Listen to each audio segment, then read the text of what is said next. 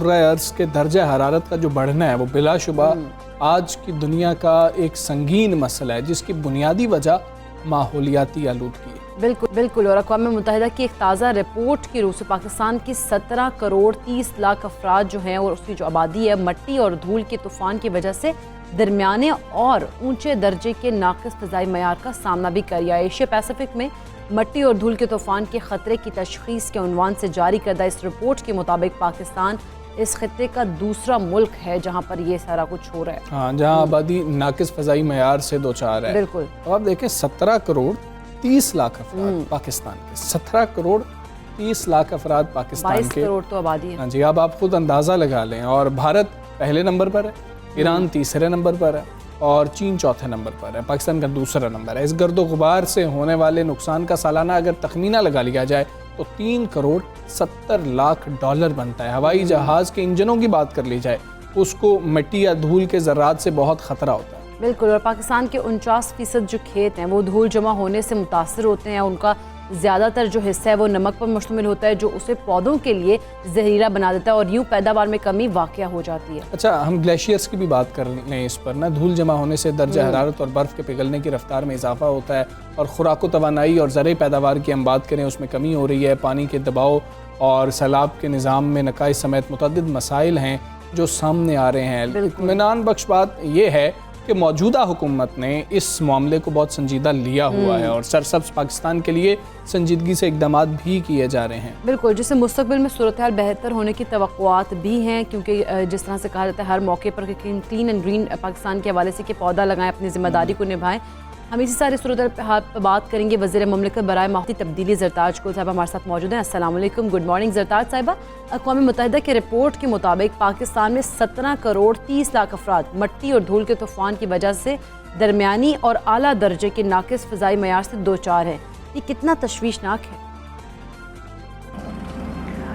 देखिए जी, बेसिकली पाकिस्तान के अंदर जितनी भी एमिशंस हैं या पोल्यूशन है और जितना पाकिस्तान के अंदर इस वक्त हमें मौसमियाती तब्दीली का ख़तरा है, उसमें 42 to 47% हमारा जो इस सारे प्रोसेस में सबसे ज़्यादा जो पार्ट है वो बेसिकली हमारा व्हीकुलर एमिशंस का है, 42% के करीब। बाद में फिर क्रॉप बर्निंग भी आती है, फिर इसके अलावा फैक्ट्रियों का भी धुआं है, लेकिन व्हीकुलर का सबसे ज़्यादा है जी। तो स्पेशली पाकिस्तान के अंदर सालाना हम 60 से 65 बिलियन पाकिस्तानी जो है वो इसी तरीके से जो एयर क्वालिटी हमारी ख़राब है या पोल्यूशन है या जिसका आपने ज़िक्र किया कि यूएन की रिपोर्ट के मुताबिक जो हमारा पार्टिकुलर मैटर है वो बहुत ज़्यादा पाकिस्तानियों को उससे ख़तरा है या आलूदगी है, तो या मिट्टी के ज़रात उसके अंदर या पोल्यूटेंट्स बहुत ज़्यादा हैं हमारी एयर क्वालिटी के अंदर।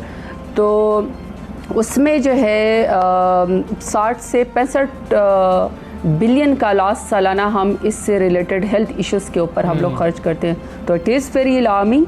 और हमारे यहाँ स्पेशली जो स्मोक का इशू सर्दियों के अंदर आता है और जिसमें हमारा पूरा अपर पंजाब लाहौर से लेकर फैसलाबाद साहिवाल उकाड़ा तक जो नीचे तक आता है और जिसकी वजह से हमें हेल्थ इशू बहुत ज़्यादा आती है। एक तो हमें नज़र नहीं आता, दूसरी तरीके से जिस तरीके से हमारा एज़मा और हमारा स्किन और हमारी आइज़ के और हमारे हेल्थ इश्यूज आते हैं।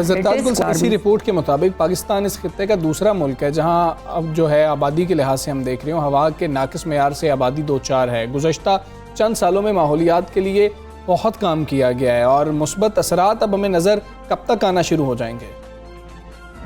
नहीं, देखिए बेसिकली सिर्फ अगर स्पेसिफिक रिपोर्ट की भी बात ना भी करें तो भी अनफॉर्चुनेटली पाकिस्तान का जो नंबर है वो क्लाइमेटिक चेंजेस के अंदर जिसको सबसे ज़्यादा मौसमियाती तब्दीली का ख़तरा है उसमें पाकिस्तान का नंबर पहले 8वां था और अब 5वां है। यानी पाकिस्तान उन 10 ममालिक में आता है जिसको सबसे ज़्यादा मौसमियाती तब्दीली की वजह से ख़तरा है। और इसमें ना सिर्फ जो आपने सैंड स्टॉर्म की बात की है कि हमारे यहाँ धूल मिट्टी के तूफ़ान आते हैं और ये ज़्यादातर आपको हमारे सहराई इलाकों में और जैसे हमारा जो साउथ जोन है डेरा गाजी खान हो गया या मुल्तान हो गया, इस तरह के जो एरियाज़ हैं यहाँ पे हमेशा से गर्मियों के अंदर जो है वो बहुत ज़्यादा तूफ़ान आते हैं। मिट्टी भी बहुत ज़्यादा उड़ती है, धूल भी बहुत ज़्यादा उड़ती है, बल्कि इसको धूल गर्मा और इस तरह के अल्फाज भी कहा जाते हैं, अंधेरी भी इसको कहते हैं, ये चलती हैं। और इसके अलावा हमारे ग्लेशियर तेज़ी से पिघल रहे हैं, हमारे दरिया सूख रहे हैं। एक तरफ हमें खुश्क साली या कहत साली है, दूसरी तरफ अगर हमारी तरफ बारिश होती है तो वो इतनी ज़्यादा उसकी इंटेंसिटी ज़्यादा होती है कि चंद महीनों की जो बारिश है वो चंद दिनों के अंदर हो जाती है। तो वो इतनी ख़तरनाक और तेज़ होती है कि वो हमारे पास अर्बन फ्लडिंग की बदतरीन मिसाल आ जाती है। और कराची में आपको पता है कि 37 लोग एक ही रात के अंदर अर्बन फ्लडिंग की वजह से शहीद हो गए थे। ये एक नया फिनामिना पाकिस्तान के ऊपर है। इसके अलावा कि हमारी फसलें, खड़ी फसलें जो हैं वो तबाह हो रही हैं, हमारे दरिया बिल्कुल खुश्क हो रहे हैं और एक तरफ सैलाब आते हैं, दूसरी तरफ हमारा बलूचिस्तान के अंदर और थर के अंदर, सिंध के अंदर खुश्क साली और कहत साली शुरू हो गई है। तो ये सारी चीज़ें जो है वो पाकिस्तान, आपने कहा कि अगर ये जो पाकिस्तान के अंदर हम जो भी इसके मुकाबले में स्टेप्स ले रहे हैं उसका क्यों नहीं हमें बेनिफिट हो रहा, उसकी वजह ये है कि जो दुनिया के अंदर ग्लोबल वार्मिंग हो रही है और जो बड़े ममालिक जैसे रशिया हो गया या फिर ईयू के ममालिक हो गए, टॉप पे अमेरिका है, चाइना है, इंडिया है, जो सबसे ज़्यादा इंडस्ट्रियलाइजेशन की तरफ है, जिसकी वजह से ग्लोबल वार्मिंग है। लेकिन उसका इफेक्ट तो हम जैसे ममालिक के ऊपर है और उसमें हमारा कोई कसूर। इस रिपोर्ट के एक हिस्से में ये भी कहा गया कि जो खुराक और तवानाई की पैदावार है, ज़राअत है, पानी का दबाव और सैलाब के जो निज़ाम है, इन तमाम चीज़ों समेत मुतादिद मसाइल पैदा हो रहे हैं इन चीज़ों की वजह से। इन मसाइल से निपटने के लिए हुकूमत क्या इक़दाम ले रही है?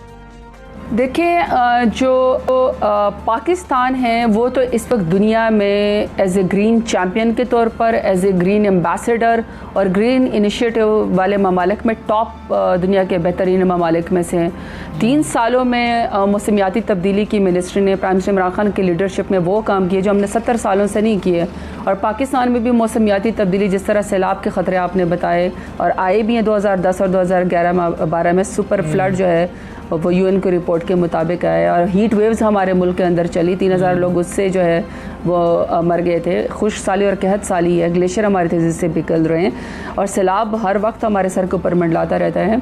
लेकिन इसके बावजूद भी दुनिया ने इतना काम नहीं किया और उन ममालिक ने, जिसकी वजह से मौसमियाती तब्दीली और जिसका मैंने आपको नाम भी बताया है, जो इंडस्ट्रियल ममालिक हैं, जो पाकिस्तान तो नहीं है, इसके बावजूद ही जो पाकिस्तान का अपना 3 सालों का किरदार है, जिसमें अगर मैं शुरू करूं ईवी व्हीकल पॉलिसी से, क्लीन ग्रीन पाकिस्तान से, 10 बिलियन ट्री सुनामी से, रिचार्ज पाकिस्तान से और क्लाइमेट स्मार्ट एग्रीकल्चर से, प्लास्टिक बैग्स बैन से, तो ये तो मैं समझती हूँ कि दुनिया में हम एक लीडिंग पोजीशन पे लेकर गए हैं। और दुनिया कहती भी है कि जो क्लाइमेट एक्शन 13 जो SDG है क्लाइमेट एक्शन, उसमें पाकिस्तान जो है वो 10 साल पहले अपने टारगेट के ऊपर राइट ऑन टारगेट है और अपने टारगेट को अचीव करने के बिल्कुल करीब है। और इसकी वजह 10 बिलियन ट्री सुनामी है। जिस तरीके से हमने अपने फॉरेस्ट कवर को और इकोसिस्टम रेस्टोरेशन की तरफ हम तेज़ी से जा रहे हैं, तो उसको तो दुनिया भी एक्नॉलेज कर रही है। और दुनिया के टॉप 5 लीडर्स में से प्राइम मिनिस्टर इमरान खान का आता है जो दुनिया में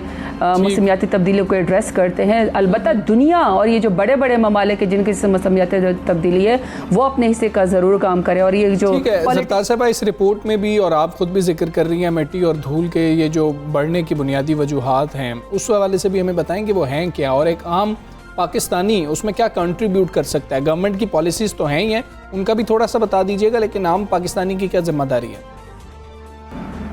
देखिए, ग्लेशियर तो बेसिकली हीट की वजह से, हीट स्टॉर्म की वजह से और गर्मी की वजह से ज़्यादा पिघल रहे हैं। और जिस तरीके से जो हमारे नेशनल पार्क हैं या जिस तरीके से हमारे मुल्क में ग्लेशियर्स हैं, जो ह्यूमन एक्टिविटी वहाँ पे ज़्यादा हो गई है, वहाँ उसकी वजह से जो है, और हम लोग जो अर्बनाइजेशन या इलीगल अर्बनाइजेशन बहुत ज़्यादा हो रही है, क्योंकि हम दुनिया के तकरीबन शायद 6ठा बड़ा मुल्क है जिसकी आबादी सबसे ज़्यादा है और एशिया में हम सबसे बड़ा मुल्क है जो अर्बनाइजेशन की तरफ बहुत ज़्यादा जा रहे हैं। तो हम तो जो नेचुरल हैबिटाट्स हैं, फ्लोरा एंड फाना के या इवन ग्लेशियर्स के भी, हम तो सारे जगहों को इन्वेट करते जा रहे हैं, इंक्रोच करते जा रहे हैं। तो वो ह्यूमन एक्टिविटी की वजह से और हीट वेव की वजह से या जो सख्त जो मौसम गर्म पाकिस्तान में ज़्यादा हो रहा है उसकी वजह से भी ग्लेशियर को बहुत ज़्यादा ख़तरा है। उसके ऊपर अभी हम लोग कोशिश कर रहे हैं और हम लोग काम भी कर रहे हैं। मेड डिपार्टमेंट के साथ, हाइड्रो डिपार्टमेंट के साथ, और जो हमारा जो national disaster management relief fund है उसके साथ कि हम अर्ली वार्निंग सिस्टम को बेहतर करें और जो इलाके के लोग हैं उनको हम प्रिपेयर्डनेस जो है वो उसको करें। NDMA हमारा बेहतर काम करें, उसकी लाइन मिनिस्ट्री इस वक्त मिनिस्ट्री ऑफ क्लाइमेट चेंज है। ये पहली दफ़ा पाकिस्तान में इसके ऊपर इस तरह स्पेशल काम हो रहा है। जहाँ तक आपने उसकी बात की कि धूल और मिट्टी क्यों ज़्यादा हो रही है, देखिए सिंपल सी बात है कि जब आप अपने इलाकों के अंदर आप इन्वेट करेंगे और आप ग्रीन बेल्ट्स ख़त्म करेंगे और हाउसिंग सोसाइटियाँ बनाएंगे, कंस्ट्रक्शन ज़्यादा करेंगे और आबादी बढ़ने के साथ जिस तरीके से पब्लिक ट्रांसपोर्ट के बजाय गाड़ियाँ ज़्यादा इस्तेमाल करेंगे, और हमारे यहाँ तो एक स्टेटस सिंबल भी है कि बस पे जाने के बजाय, पब्लिक ट्रांसपोर्ट पे जाने के बजाय एक बंदा भी अपनी गाड़ी निकाल रहा होता है। तो इस वजह से फिर दूसरा ये कि हमारे जिस तरह बेदरेख कटाई फॉरेस्टेशन की गई है, वो उस वजह से फिर धूल मिट्टी के तूफ़ान इसी तरीके से आएंगे, ज़मीन में कटाव भी आएगा, सैलाब फिर वो रोक नहीं सकेंगे आप उस ख़तरात को। तो उसका बेहतर तरीका तो यही है, जिस तरह प्राइम मिनिस्टर इमरान खान आपको बार बार कहते हैं कि 10 बिलियन टन सुनामी में अपने हिस्से का लगाएं। जी ठीक है, अपने हिस्से का दरख्त लगाएं। बहुत शुक्रिया आपका ज़रताज गुल साहिबा, सुबह सवेरे पाकिस्तान से आप बात कर रही थी और बड़ी ज़िम्मेदारी हम सारों की भी इसमें है। हम माहौलियाती तब्दीली की बात करते हैं, क्लाइमेट चेंज का जिक्र अब मेरा, और बच्चों को तो पढ़ाया भी बहुत ज़्यादा जा रहा है और हम देख रहे हैं कि इसके ऊपर अक्सर बच्चों को मैंने देखा है कि उनको ऐसे लिखने के लिए, उनको मजमून लिखने के लिए स्कूल से भी जो है ये कहा जाता है कि आप इस पे ऐसे लिख के लाएं, मजमून लिख के लाएं। तो बड़ा ज़रूरी है कि हम अपने बच्चों को भी ये बताएं, पहले खुद समझें, कम से कम अपने हिस्से का एक दरख्त लगाएं। अपने हिस्से का दरख्त लाजमी लगाएं, क्योंकि ये जिस तरह से गवर्नमेंट इस चीज़ को लेके बड़ी सीरियस है और उन्होंने वो सोचती है, इसके ऊपर काम भी कर रही है। और जिस तरह से उन्होंने ये 10 बिलियन ट्री का मनसूबा जो है वो किया, स्टार्ट तो किया उन्होंने, लेकिन अब हमारी इंडिविजुअल ये जिम्मेदारी बनती है कि हम लोग भी अपने हिस्से का दरख्त जो है पौधा एक लगाएं। अच्छा, बात कर लेते हैं कराची में जो साहिल समुंदर पर 49 रोज़ से फंसा माल बरदार जहाज़ था उसको बिल आखिर खुले समुंदर में ले जाने का अब ऑपरेशन मुकम्मल हो गया है। पहले मरहले में जहाज़ की समत को दुरुस्त किया गया, उसके बाद उसे गहरे पानी में लाने की कोशिशें शुरू की गई। अच्छा, बिल्कुल, जहाज़ को खींचने के लिए कोबरा रोप का इस्तेमाल किया गया है, जैसे 1 लाख टन वजनी जहाज़ जो है वो खींचा जा सकता है। जहाज़ को मुख्तलिफ मराहिल में साहिल से 2500 मीटर फासले पर पहुँचाया गया था और वजारत साहिली उमूर के मुशीर महमूद मौलवी ने मीडिया से बात करते हुए बताया कि अब जहाज़ महफूज पानी में आ चुका है। अच्छा, जहाज़ को तकनीकी लिहाज से अगर हम बात करें ना, तो मौजू होने के बाद रवानगी की इजाज़त भी दे दी जाएगी और जहाज़ को निकालने के लिए अब तक किए गए तमाम अखराजात, जो कि बहुत अहम मामला है, जहाज़ का मालिक ही बर्दाश्त करेगा। और अच्छी बात है ये कि जो साहिल समुंदर पर 49 रोज़ से ये फंसा हुआ माल बरदार जहाज़ था, इसको बिलाखिर खुले समुंदर में हम देख रहे हैं कि ले जाने का ऑपरेशन मुकम्मल हो गया। और अखराजात के हवाले से पहले भी हमारे पास इस तरह से केस सामने ही था और यही पहले भी कहा जा रहा था कि जो मालिक है जहाज़ का वही अखराजात बर्दाश्त करेगा और उसी को ही अब बर्दाश्त होंगे। और आगे बढ़ेंगे और इकानमी की हमने बात करनी है। दरामदात में तखमीने से ज़ायद इजाफे पर वफाकी वज़ीर जो हैं शौकत तरीन साहब, वज़ीर ख़जाना हैं, आला हुकाम पर अब बरस पड़े हैं, उनसे नाराज़ हैं, अमेरिका से वापस आए और वापसी पर वफाकी वज़ीर ख़जाना ने बढ़ते हुए तिजारती खसारे का जायज़ा लेने के लिए इजलास बुलाया। अच्छा, दौरान इजलास शौकत तरीन साहब ने दरामदाद में वजारत तिजारत की जानिब से लगाए गए तखमीने से $1 अरब यानी कि 18% ज़ायद इजाफे पर हुकाम पर इजहार बरहमी भी किया। अच्छा, अब देखें ना, वजारत तिजारत ने अगस्त में दरामदी हजम की बात कर लें तो तखमीना लगाया था $5.5 अरब का, मगर दरामदात की बात करें तो वो बढ़कर $6.5 अरब तक पहुँच गई हैं, जो एक माह में दरामदात की बुलंद तरीन सतह है। बिल्कुल, इस इजलास में शौकत तरीन साहब ने वजारत तिजारत के हुकाम से सवाल किया कि सिर्फ 2 हफ्ते में उनके तखमीने $1 अरब के बड़े मार्जिन के साथ गलत क्यों हो गए, जिसके जवाब में तिजारत के हुकाम ने कहा कि उन्होंने पिछले 3 बरसों की औसतन की जो मतलब कि उसकी औस की बुनियाद पर अंदाज़ा लगाया था, एवरेज निकाली गई थी और वो अंदाज़ा लगाया था। तहाँ वजारत तिजारत की जो वजाहत है इसको वफाकी वज़ीर ख़जाना ने कबूल नहीं किया है और पाकिस्तान ब्यूरो ऑफ स्टेटिस्टिक्स ने गुज़श्ता हफ्ते रिपोर्ट जारी की थी कि अगस्त में दरामदात $6.5 अरब रही हैं। इसके नतीजे में साल ब साल की बुनियाद पर तिजारती खसारा गुज़श्ता माह में 144% बढ़कर $4.2 अरब रहा है। अब ये सारी सूरत हाल है, इसको समझने की भी कोशिश, जानने की भी कोशिश करेंगे। हमारे साथ Karachi chamber of commerce and industry के सदर शारिक बोहरा साहब मौजूद हैं। शारिक बोहरा साहब, अस्सलाम वालेकुम, गुड मॉर्निंग सर। सर, ये तिजारती खसारे में इजाफे की वजह आप क्या समझ रहे हैं और मईशत को क्या नुकसान लाहक हो सकता है? गुड मॉर्निंग, बिस्मिल्लाहिर्रहमानिर्रहीम। देखें, जो trade deficit month on month basis पर जो कैलकुलेशन का तरीका है, मैं समझता हूँ कि वो ठीक नहीं है, और ना ही वो किसी दूसरे ममालिक में इसको ओवरऑल इकोनॉमी की वैल्यूएशन के लिए कोई जजमेंट करना एक महीने के तिजारती खसारे को कम ज़्यादा होने की बुनियाद पर, आई थिंक ये दुरुस्त नहीं है। वजह ये है कि it is simply impossible for Pakistan bureau of statistics कि वो पाकिस्तान में जो लाखों लोग इम्पोर्टर्स हैं उनकी ज़रूरियात का एग्जैक्ट तखमीना लगाए। मसलन ये कि अगर पाकिस्तान में कुछ खाम माल है और उनकी इंपोर्ट करना ज़रूरी है और वो शॉर्टेज हो गई है, तो वो 2 महीने पहले जब उसने वो अपनी शिपमेंट का अरेंजमेंट किया और आज जब उसके डॉक्यूमेंट्स बैंक में आए और स्टेट बैंक ने उसके इंपोर्ट्स की पेमेंट की, तो वो इंपोर्ट की पेमेंट जब बहुत बढ़ गई तो इंपोर्ट और एक्सपोर्ट के फिगर्स में बहुत बड़ा फर्क नजर आने लगा। मैं ये समझता हूँ कि इसमें पैनिक करने की बिल्कुल जरूरत नहीं है। इंशाल्लाह देखिए, ये वन ऑफ भी होता है कई दफा कि किसी एक महीने में इंपोर्ट बिल जो है वो बहुत ज्यादा हो जाता है और अगले महीने एक्सपोर्ट बेहतर हो जाती है, तो वो बैलेंस आउट हो जाता है। आई थिंक इसमें कोई इतनी परेशानी का आंसर नहीं है मेरे लिए। ठीक है शारिक वोहरा साहब, क्या बरामदात के लिए आप समझते हैं कि मशीनरी ज्यादा दरामद होने की वजह से भी तजारती खसारा बढ़ रहा है? ये देखिए, ये भी हो सकता है और ये भी हो सकता है कि जो कोविड वैक्सीन हैं उसकी बहुत बड़ी इंपोर्ट हुई है पिछले 2 माह में, और इसी तरह पाकिस्तान में जो आपको याद होगा कि टर्फ में जो फाइनेंसिंग हुई थी उसकी जो मशीनरी की इंपोर्ट्स हैं वो उनकी अराइवल अब शुरू हो गई है। वो डिले इसलिए हुई है कि आपको पता है कि चाइना में उन्होंने कार्गो मूवमेंट पर भी क्वारंटीन लगा दिया, तो उसकी वजह से जो शिपमेंट में डिसरप्शंस हुई है, आई थिंक कि वो तखमीना शायद इसलिए भी अपने जो हदफ से काफी दूर चला गया या ऊंचा चला गया, तो उसकी वजह शायद एक ये भी हो सकेगी होगी कि चाइना में जो शिपमेंट में और फ्रेट इंडस्ट्री में जो प्रॉब्लम आई है। आई थिंक ये जजमेंट करना कि ये जो ट्रेड डेफिसिट है ये in line with your predictions है या नहीं है, तो अगर line with the forecast of the ministry of commerce नहीं है तो ये कोई मेरे नज़दीक ये कोई बहुत बड़ा इशू नहीं। ठीक है सर, आपके नज़दीक नहीं है, लेकिन फिर आप क्यों क्या समझते हैं कि वज़ीर ख़जाना साहब क्यों इस पे थोड़े से नाराज़ दिखाई दिए हैं?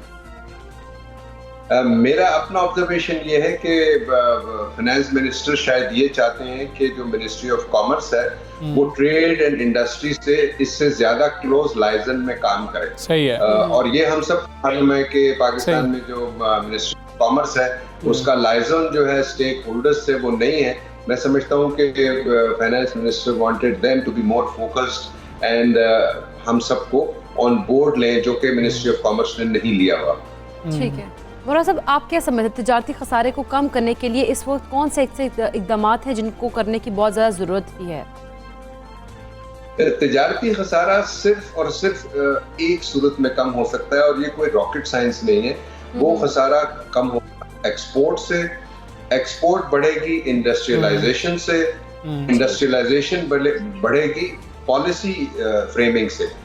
आज तक इंडस्ट्री ने कोई पॉलिसी नहीं बनाई इंडस्ट्रियलाइजेशन की। सिंध में इंडस्ट्री लग नहीं सकती, कराची में इंडस्ट्री लगाने की इजाजत नहीं है, तो आप अंदाजा कर लें कि अगर इंडस्ट्री नहीं लगेगी तो आपके पास एक्सपोर्ट सरप्लस कैसे आएगा, और अगर एक्सपोर्ट सरप्लस नहीं हो करंट अकाउंट डेफिसिट जो है वो नैरो डाउन नहीं हो सकेगा। ठीक है, ठीक है। शारिक वोहरा साहब, आखिर में ये भी बता दीजिएगा, हम डॉलर की कदर में इजाफा देख रहे हैं, रुपए मुस्तहकम नहीं हो पा रहा है, इससे कितना नुकसान हो रहा है? ख़ास तौर पर अगर हम बात करें कारोबारी तबके की मुश्किलात में कितना इजाफा हो रहा है इसकी वजह से?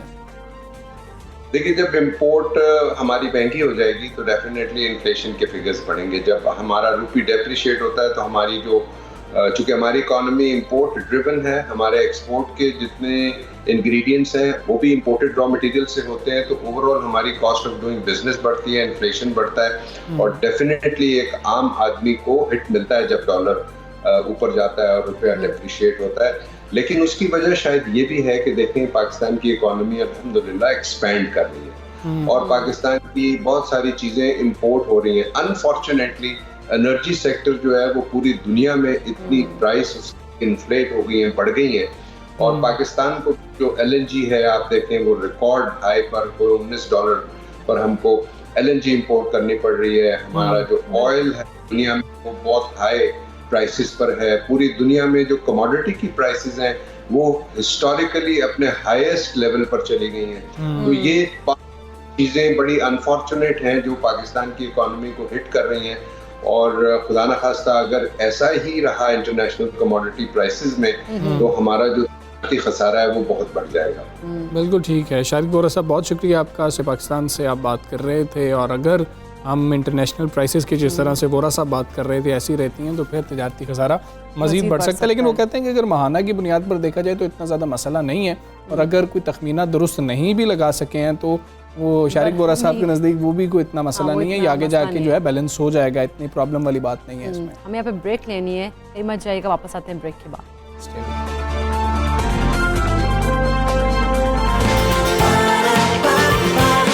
सुबह सवेरे पाकिस्तान।